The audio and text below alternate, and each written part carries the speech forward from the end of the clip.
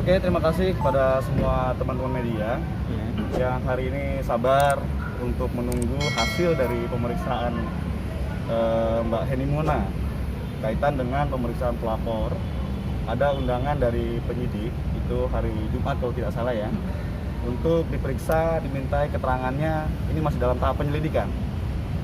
Dan tadi diperiksa, agendanya memang siang sekitar jam 1, kemudian ada koordinasi teknis, akhirnya baru diperiksa sore gitu. Dan beberapa hal intinya sudah diperiksa dengan baik oleh penyidik. Beberapa konten yang kami laporkan kemarin sudah didalami juga dengan memanfaatkan beberapa pertanyaan-pertanyaan, sekitar kurang lebih 20 pertanyaan yang mendalami konten-konten adanya bermuatan komentar yang bermuatan pencemaran nama baik, penghinaan ataupun fitnah. Gitu. Bukti-bukti pun sudah kita berikan, sekitar kurang lebih bukti permulaan dulu ya, untuk diduga atau ada atau tidaknya tindak pidana ada sekitar 10 bukti. Tinggal dilengkapi untuk pemeriksaan selanjutnya, yaitu pemeriksaan saksi, kemudian pemeriksaan terlapor, kemudian ada ahli nanti, baru dilakukan gelar perkara untuk dilakukan pada tahap penyidikan. Saya kira itu untuk hasil dari pemeriksaan sebagai pelapor pada hari ini. Bang, pada pemanggilan yang keberapa, Bang? Gimana? Pemanggilan yang keberapa, Bang? Ini untuk perdana. Bukan yang kemarin itu, Bang? Baru kalau yang kemarin itu masih tahap LP ya, konsultasi enggak, jadi tahap koordinasi. Kemarin kita koordinasi siapa penyidiknya, kemudian panggilan ini akan dilakukan pada tanggal berapa, dan hari ini baru panggilan perdana untuk Mbak Heni Mona. Dia panggilan sebagai saksi Pelapor. Begitu. Ya, Ya, sendiri bagaimana, Mbak? Dari 20 pertanyaan tadi, ada hal yang baru kah atau bagaimana? Dari tadi sih pertanyaannya sama aja ya, sama yang terkait sudah Mas Hasbulo bicarakan dan yang dilaporkan gitu. Semuanya sih pertanyaannya sesuai dengan apa yang kita laporin ya Mas ya. betul. Apakah ada keterkaitan juga dengan hukum atau dari berita acara itu? Intinya begini, yang ingin kita tegaskan adalah kalau kita kan mau menelisik lebih jauh kaitan dengan pemilik account yang kemarin sudah kita laporkan, itu ada Keila 9898, memang dalam tanda kutip itu account fiktif, tapi memang ada dalam komentar account fiktif tersebut dalam postingan Rio Revan kemudian diamini. Yang kemarin kan memang sudah kita sampaikan, ada kata-kata siap, ada kata-kata ya kaitan dengan komentar body shaming ataupun fitnah. Dan ini kami tegaskan bahwa kaitan dengan Rio Revan, 2 hari setelah kita buat laporan tanggal 16 September kemarin, 2 hari setelah itu tiba-tiba kolom komentar dihapus oleh pemilik akun Rio Revan, dan konten-konten yang bermuatan penghinaan dan pencemaran nama baik pun dihapus. Maka kemudian kami tidak juga bisa mengatakan ini sebenarnya ada apa. Dan sampai saat ini memang klien kami Mbak Heni masih mempertanyakan motif dibalik komentar itu apa, karena ada konteks yang masuk dalam masalah rumah tangga antara Mbak Heni dengan Rio Revan, yaitu uang mut'ah sebesar 8 miliar yang sebenarnya itu tidak ada sama sekali tuntutan 8 miliar itu.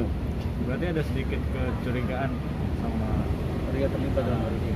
Kalau kecurigaan itu mungkin dugaan ya, karena tadi yang saya katakan kenapa dihapus dan kenapa sebelumnya komentar itu saling merespon antara akun fiktif dan pemilik akun Rio Revan. Nah, kalau misalnya kemarin dilaporkan ada pendalaman, didalami lagi adanya dugaan keterkaitan, mungkin itu dari kewenangan penyidik. Apakah nanti Rio Revan statusnya dari saksi naik ke tahap selanjutnya atau ke tingkat selanjutnya, itu kewenangan yang akan ditetapkan melalui gelar perkara oleh penyidik. Mbak ini sampai titik mana mau menuntut keadilan di kasus ini, Mbak ini? Karena biar bagaimanapun Rio Revan ada di kehidupan Mbak ini. Kalau saya sih tetap memperjuangkan keadilan ya, apalagi saya wanita, saya juga statusnya masih istri sah gitu. Pokoknya saya minta yang seadil-adilnya, makanya saya perjuangin dan saya dibantu sama lawyer saya. Oke. Menjadi komunikasi nggak sih Iya. dengan Rio? Nggak ada. Saya memang sengaja memutuskan komunikasi juga. Tapi status sendiri kan seperti apa depannya status Mbak Heni sendiri? Status saya Perkawinan akan kamu cerai atau seperti apa? kalau itu sih saya udah ikhlas aja cerai. Keputusan aja. Tunggu putusan dari hakim aja. Ini gugatan luas nggak? Gugatan. Nanti hari Kamis ini pembuktian saksi dari saya sih. Yang 2 minggu lalu kan saksi dari Rio ya, dan kemarin sih sempat kepotong gitu karena kan ada pandemi ini, pengadilan agamanya cuti dulu tutup. Tapi Rio sempat hubungin Mbak Heni nggak? Enggak. Andai pun ngubungin saya kayaknya nggak usah komunikasi lah, lebih baik. Mbak Heni seberapa kecewa Mbak Heni sekarang? Karena kan Mbak Heni lah orang yang mendampingi Rio di saat-saat sulit ya. Tapi sekarang semuanya terbalik. Gimana Mbak Heni? Seperti apa kecewanya? Kalau kecewa pasti kecewa ya, maksudnya ya teman-teman media, semua masyarakat juga tahu lah saya sebagaimana gitu, tapi biar aja lah, biar Allah yang balas gitu, karena saya juga mungkin ini memang yang terbaik dari Allah ya gitu. Saya semakin diliatin sifat-sifat aslinya Rio sih. Mbak ini nampaknya ada sebuah penyesalan besar ya ketika pertama kali ingin mengambil atau menikahi Rio itu orang tua sempat melarang. Kalau katakan seperti itu ya, seperti kata ini akhirnya omongan orang tua terbukti kayaknya ya. Seperti apa penyesalannya ketika disampaikan ke orang tua? Saya sih udah minta maaf ya sama orang tua, sama keluarga besar, sama sahabat-sahabat, teman-teman dekat gitu. Alhamdulillah mereka mengerti gitu bahwa saya juga kan waktu menikah juga kan saya ngerasa feeling guilty, dan saat itu Rio tidak ada siapa-siapa ya, hanya saya aja gitu. Jadi saya pikir ya udahlah, ini udah perjalanan hidup, mau disesalin pun mau gimana lagi, nasi sudah jadi bubur kan. Saya ambil hikmahnya aja dari semua kejadian ini.